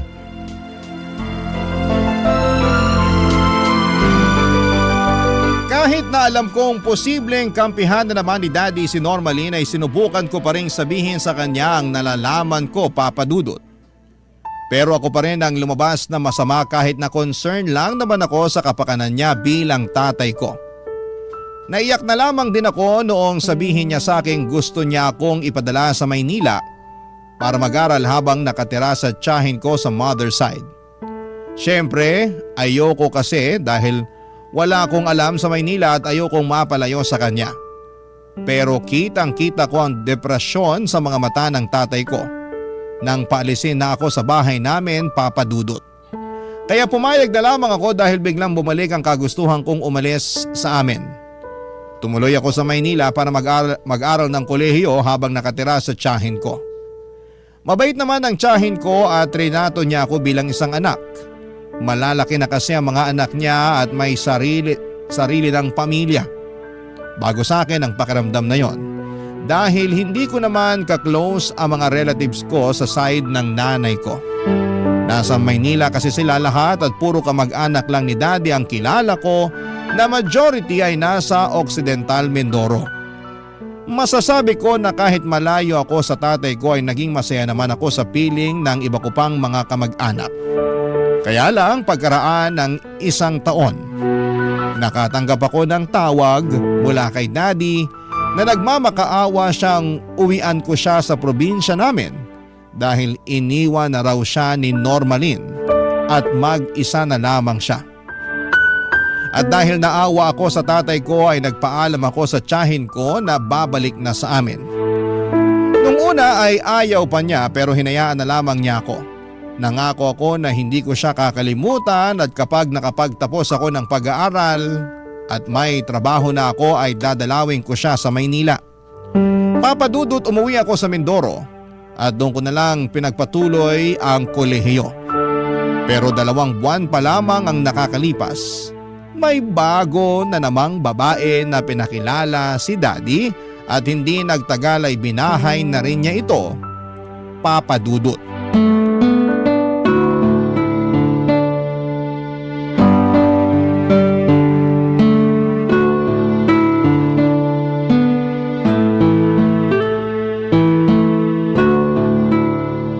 Wow, ganda naman itong damit mo.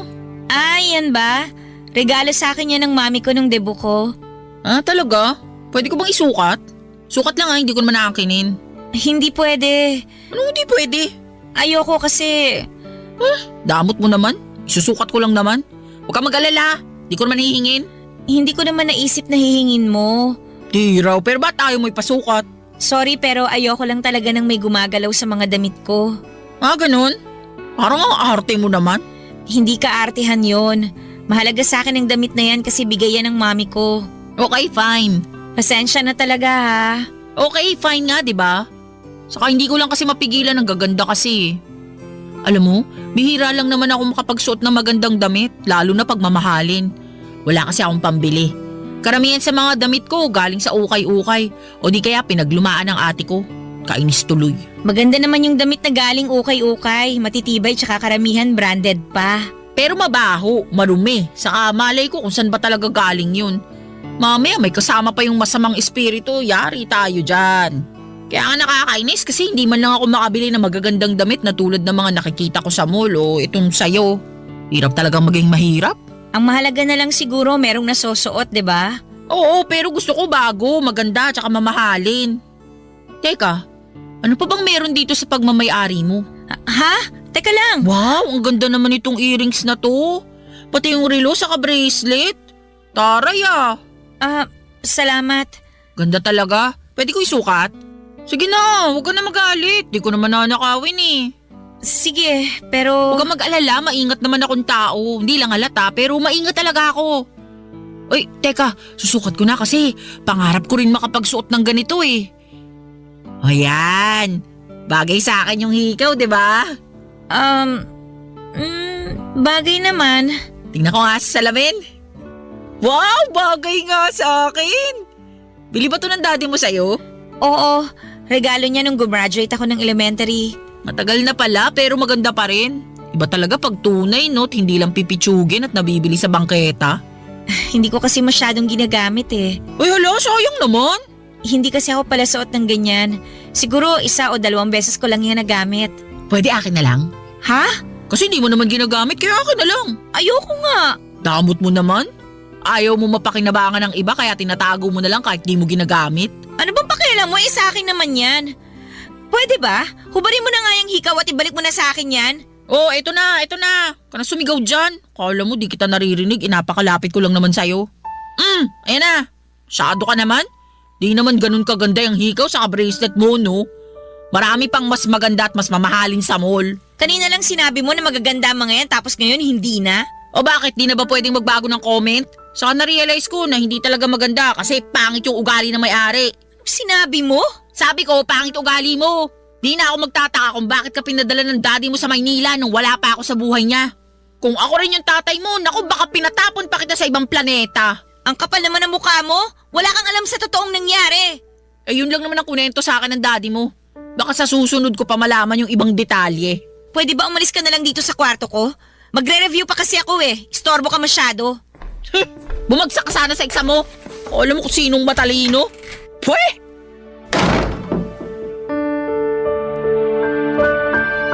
Mas bata kay Daddy si Marina na noon ay nasa 29 years old lamang. Pero meron na itong 2 anak sa dati nitong kinakasama. Nung una akala ko po ay mabait siya tapos ay hindi pa nagkakalayo ang edad namin kaya naisip ko na pwede ko siyang maging kaibigan. Kaso habang tumatagal ay unti-unti kong nakikita ang tunay na kulay niya. Madalas kasi siyang humirit ng pera at kung ano-anong gamit kay Daddy. Todo bigay naman sa kanya ang tatay ko kahit na nga palugin na noon ang negosyo namin dahil hindi naman na ma-manage ng maayos ng tatay ko. Halos inubos din kasi ni Normalin ang pera niya bago siya iniwan. Pinagnakawan din siya nito pero hindi na hinabol ng tatay ko. Mabuti na lamang at may natira pa rin kaunti para maisalba yung tindahan namin, Papa Dudut. Bukod sa pagiging maluho ay madalas din akong kainggitan ni Marina sa kadahilan ng hindi ko naman alam. Parang ang init ng dugo niya sa akin. Samantalang katulad ni Normalin ay sampid lang siya sa pamilya namin. Malapit ko na tuloy questionin ang desisyon ni Daddy sa pagpili ng mga babaeng gusto niyang ipalit sa mami ko. Wala kasi sa kalingkingan ng nanay ko at parehong mukhang ginagamit lang siya. Sa kabila ng lahat ay nag-focus na lamang ako sa pag-aaral ko at pilit kong binabaliwala ang mga nararamdaman kong pagtatampo sa sarili kong ama, Papa Dudut. Barangay Love Stories. Barangay Love Stories. Papa Dudut, Papa's girl ako. Mas close ako sa daddy ko kaysa sa mami ko. Para sa akin ay si daddy na yung pinaka-perpektong ama at wala na akong mahihiling pa. Mabait siya sa amin ni mami at prinsesa ang trato niya sa akin. Pero noong nagkaroon na siya ng ibang kinakasama pagkamatay ng mami ko ay nagbago na rin ang turing niya sa akin. Sa tingin ko ay siya pa rin naman yung mapagmahal kong tatay pero may nagbago na nga lang. Marahil ay impluwensya na rin po yun ng mga babaeng nakakasama niya. Kumbaga ay tinuruan nila si daddy na maging malayo sa akin. Bagay na kinakasama ng loob ko dahil wala naman akong ginagawang masama, Papa Dudut. Katulad ng sinabi ko ay nag-focus na lamang ako sa pag-aaral ko hanggang sa makapagtapos ako ng college sa edad na 23 years old. Noong time na yon ay wala na ang negosyo namin na maliit na grocery store. Tuluyan na yung nalugi. Walang ibang pinagkakakitaan ng daddy ko at ako na yung naatasang magtrabaho upang bumuhay sa pamilya namin. Noong time na yon ay nakapasok naman po ako sa isang restaurant sa lugar namin at nagtrabaho ako bilang cook. Pero hindi naman kataasan ng sweldo kaya gipit na gipit pa rin ang pamilya namin. Plus, meron pa akong inggitera at mahaderang madrasta sa katauhan nga ni Marina Papadudut.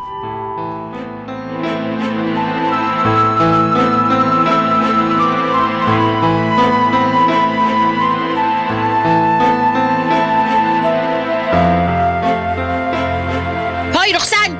Ano yung sinabi mo sa daddy mo na nakikipaglandian ako sa ex ko? At bakit, hindi ba? Nakita ko kayo nung isang araw na kumakain sa fast food kasama yung mga anak nyo. Nakipagkita lang ako sa mga anak ko, yun lang yon. Hindi lang yun na nakita ko. Nakita ko rin kung paano ka lumingkis na parang ahas sa kanya. Kaya alam ko at sigurado ako na nagkabalikan na kayo habang kayo pa ng daddy ko.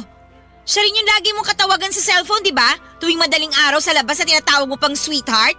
Ibang klase ka rin no? Kapal ng mukha mo? Gusto mo lang sirain kami ng daddy mo kasi ayaw mo sa akin. Ayaw ko talaga sa'yo kasi manggagamit ka lang. Tama ba yung narinig ko? Ayaw mo sa Mama Marina mo, Roxanne? Hindi ko po mama ang babaeng yan, Dad. Kaya ba ganyan mo siya pagsalitaan kasi hindi mo naman pala sa tinuring na mama? Napakabastos mong bata ka. At ako pa pala talagang bastos? Baka nakakalimutan nyo. Pinakikisamahan ko ang babaeng yan dito sa pamamahay natin kahit na may ugali yan na kinukonsinti nyo lang.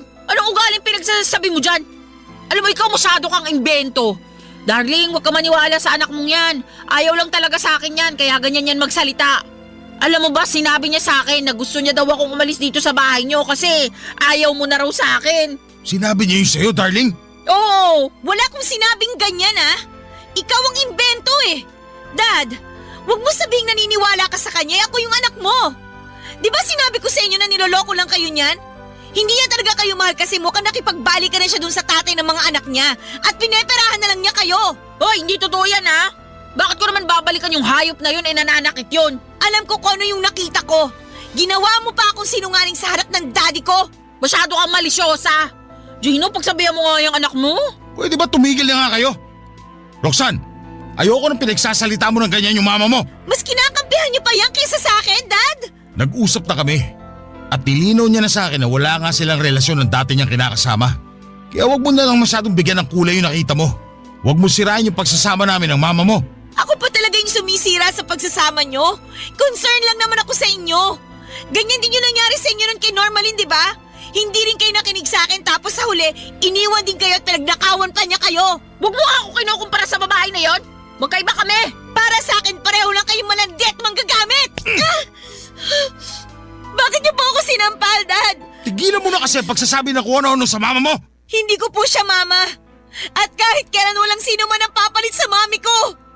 Hindi ako katulad niyo na gano'n na lang kadaling kinalimutan si mami at ipinagpalit pa sa hindi lang isa, kundi dalawang babae. Galit ako sa inyo, Dad. Galit ako sa inyo. Ayoko na kayo makita. Ayoko na kayo makasama. Saan ka pupunta, Roxanne? Bumalik ka rito! Hayaan mo na siya. Matanda na yung anak mo, huwag mo nang binibaby. Kaya lalong lumalaki ulo Pero anak ko pa rin si Roxanne. At mag-aalala lang ako lalo kung hindi ko alam kung saan siya pupunta. Sinabi ko na matanda na si Roxanne. Siguradong hindi naman siya gagawa ng ikapapahamak niya. Kaya hayaan mo na lang muna yung anak mo. Mabuti pa, pagtitimpla na lang kita ng kape. Halika, doon tayo sa kusina. Ang akala ko, Papa Dudut, ay makikita na ni Daddy ang halaga ko bilang anak niya. Akala ko sa wakas ay kakampihan na niya ako laban sa mga mapang-abuso kong madrasta. Pero nagkamali na naman ako. Kasi kahit sa pagkakataong yon ay pinaramdam niya na hindi niya ako mahal. Kaya naman napuno na ako at sinabi ko sa kanya na galit ako sa kanya. Kita ko ang gulat at lungkot sa reaksyon ng kanyang mga mata pero wala na akong pakialam. Ang tagal kong kinimkim yung galit na yon sa loob ko dahil mahal ko siya at nirerespeto ko bilang tatay ko pero pagod na ako, Papa Dudut. Doon ako nagdesisyon na umalis sa amin sa lalong madaling panahon. Hindi ko lang sinabi sa daddy ko pero nag-apply na ako ng trabaho sa Maynila para pag natanggap ako ay makakalipat na ako. At mabuti na lang dahil pagkalipas ng 1 linggo ay nag-email sa akin ang kumpanyang inaplayan ko. Walang-wala ako ng mga panahon na yon dahil kaka-resign ko lang din sa trabaho pero desidido na akong umalis sa amin. Kaya kinausap ko ang tiyahin ko sa Maynila at nagpatuloy sa akin noon kung pwede niya akong tulungan. Hindi ako nakarinig ng kahit na ano sa kanya bukod sa pagsang-ayon niyang pamasahihan ako at bigyan ng pocket money papunta sa Maynila. Noong araw ng alis ko, doon ko lang sinabi sa daddy ko ang plano ko kaya sinubukan niya pa akong pigilan pero hindi ko siya pinakinggan, Papa Dudut. Nagbingi-bingihan ako sa pagmamakaawa niya na huwag ko siyang iwanan at tuluyan ng umalis. Pagdating sa Maynila, kina tita muna ako tumuloy. Hindi nagtagal ay nagsimula na ang panibago kong career bilang tagaluto sa isang hotel. Masaya ako sa ginawa ko at nakakalimutan ko rin ang problemang dinadala ko. Nagpapadala pa rin naman ako ng pera sa daddy ko dahil hindi ko naman siya matitiis. Pero hindi ko na siya kinakausap ng madalas kasi ayoko na siyang mamis. Wala na kasi akong tiwala sa kanya. Bukod doon ay hindi na rin ako papa's girl. Kaya ko nang itaguyod ang sarili ko nang hindi siya kasama. Lalo pat siya ang rason ng kauna-unahang heartbreak ko. Kahit sinong anak na babae na malapit sa tatay nila ay maiintindihan ang pinanggagalingan ko. Lumipas ang 2 taon. Nalaman kong naaksidente si daddy sa construction site na pinapasukan niya at pinagtatrabahuhan. Nabalian siya ng buto sa binti at kinailangan na sementohin yon. Nalaman ko lang sa mga tiyuhin ko nang ibalita nila yon sa akin. Kaya nga naawa ko ng husto sa tatay ko at agad ko siyang kinontak. Doon ko rin nalaman na pagkatapos niya palang maaksidente ay iniwan na rin siya ni Marina para makipagbalikan sa tatay ng mga anak nito matapos siyang pirahan at gamitin. Kaya agad akong umuwi sa Occidental Mindoro para puntahan siya at bisitahin, Papa Dudut.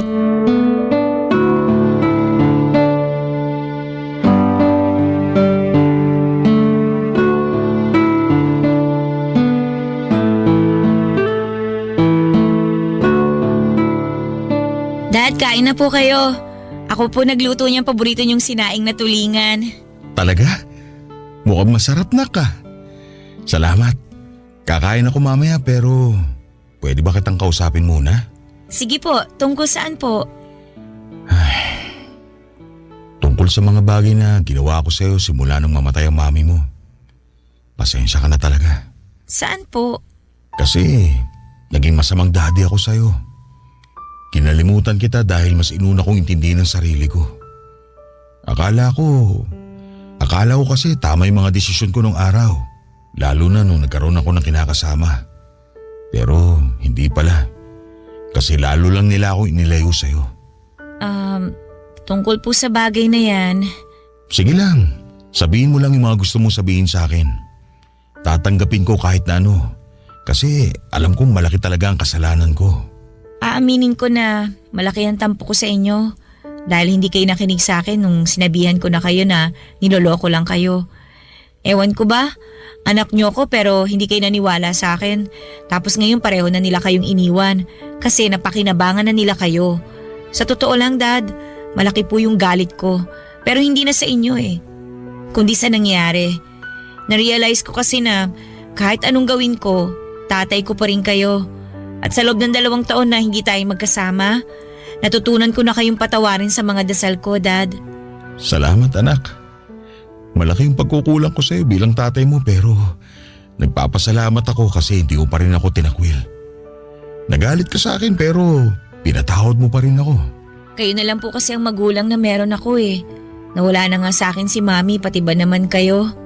Sabi nga sa akin ni Tita, hintayin ko na lang daw po yung araw na ma-realize nyo yung mga pagkakamali nyo. Hindi ko naman nakalain na sa ganitong bagay yun mangyayari. Nakakalungkot tsaka masakit.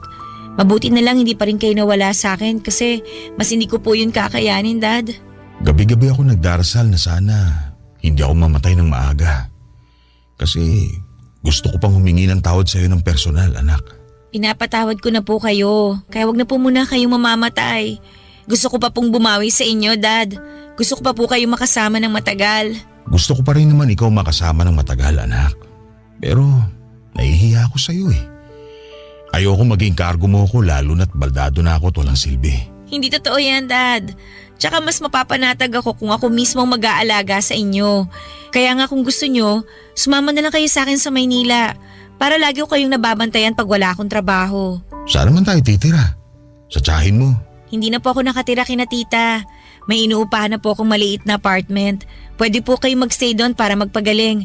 Para may kasama na rin ako. Kaya lang sa lagay kong to, parang hindi ko pa kayang bumiyahe ng malayo. Saka baka manibago ako sa Maynila pagdating ko dun. Alam mo namang masanay ako rito sa Mindoro. Nanibago rin po ako pagdating ko doon. Pero nakapag-adjust naman ako, Dad.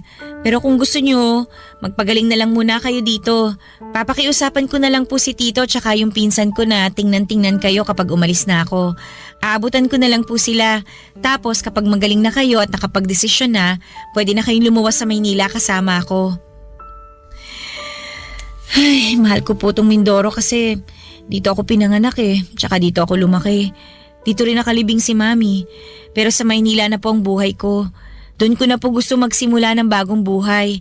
Kaya sana, Dad, samahan niyo na po ako doon. Marami po akong plano at kasama na po kayo sa mga plano ko. Salamat, anak. Umasa ka na, pag-iisipan ko. Pero pipilitin ko munang gumaling. Para naman hindi ka masyado mag-alala sa akin. Salamat talaga kasi umuwi ka rito sa atin. Mahal ko po kayo, Dad, at hindi ko po kayo kayang tiisin. Mahal din kita, anak. Mahal na mahal. Mahal na mahal ko ang daddy ko at kahit na anong mangyari, siya pa rin ang tatay ko. At kahit na marami kaming hindi pagkakaunawaan sa nakaraan ay pilit ko yung sinasantabi para makapagsimula ng panibagong buhay. Masarap at magaan sa dibdib ang magpatawad lalo na kung magulang natin yon. Kaya naman hindi ko pinagsisihan na pinabalik ko sa buhay ko ang daddy ko, Papa Dudut. At alam ko rin na masaya si Mommy at proud siya sa akin dahil nalagpasan ko ang mga pagsubok na pinagdaanan ko.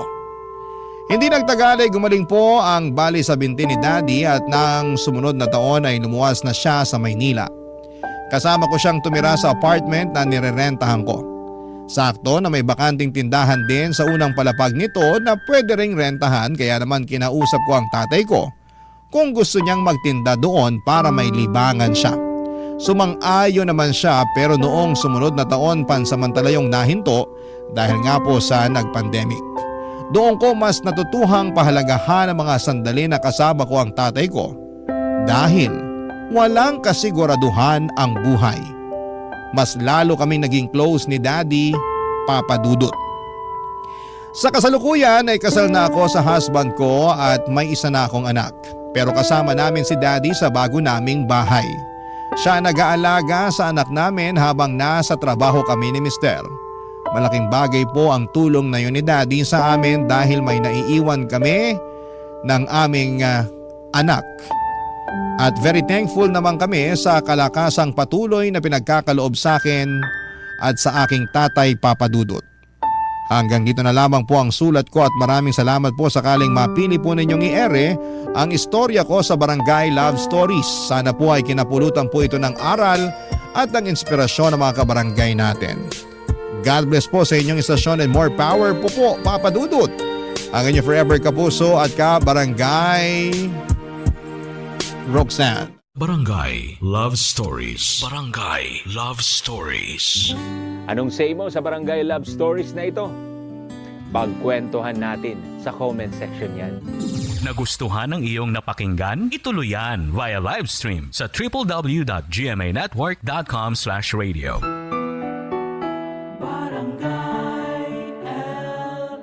In Mega Manila, 97.1.